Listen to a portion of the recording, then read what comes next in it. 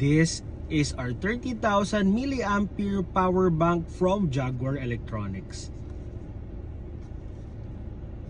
So you can see here, this is 111 watts and it weighs around 650 grams, approximately 650 grams. Ang maganda dito kasi pwede siya sa micro USB. Yan, here yung mga lumang Android natin, and then pwede siya sa USB, tapos pwede siya sa Type-C.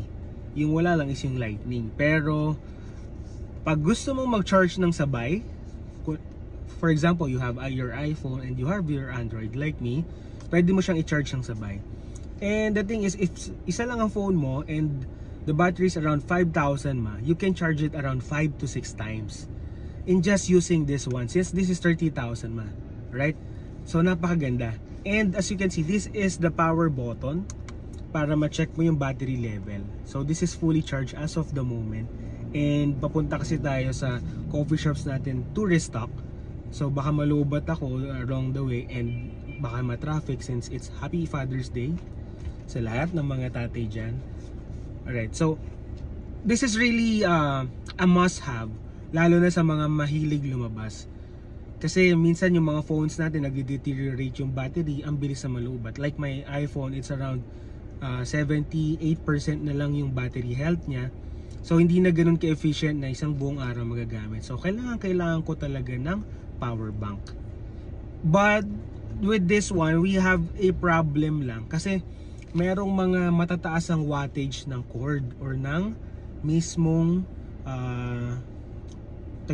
charger natin. So ang gumagana dito is yung below 120 watts. Take note of that, below 120 watts na charger. Pero kapag above that, hindi kasi na siya gumagana. So we tried, kami ng wife ko, trinay namin mag-charge ng 240 watts na charger namin, yung mga cord namin, hindi siya gumagana. But yung lower than that, gumagana siya. Bakit mas, for me, mas okay na yon? Kasi pag 240 watts yung gamit mo for a power bank, ang bilis uminit ng phone. So ako, personally, I might suggest using 240 watts doon na lang sa outlet ninyo sa bahay, or pag may outlet kayong pagsasaksakan, much better doon gamitin yung 240 watts. Kasi ang bilis uminit ng phone, minsan ng power bank din kapag 240, since ang taas ng wattage na yun.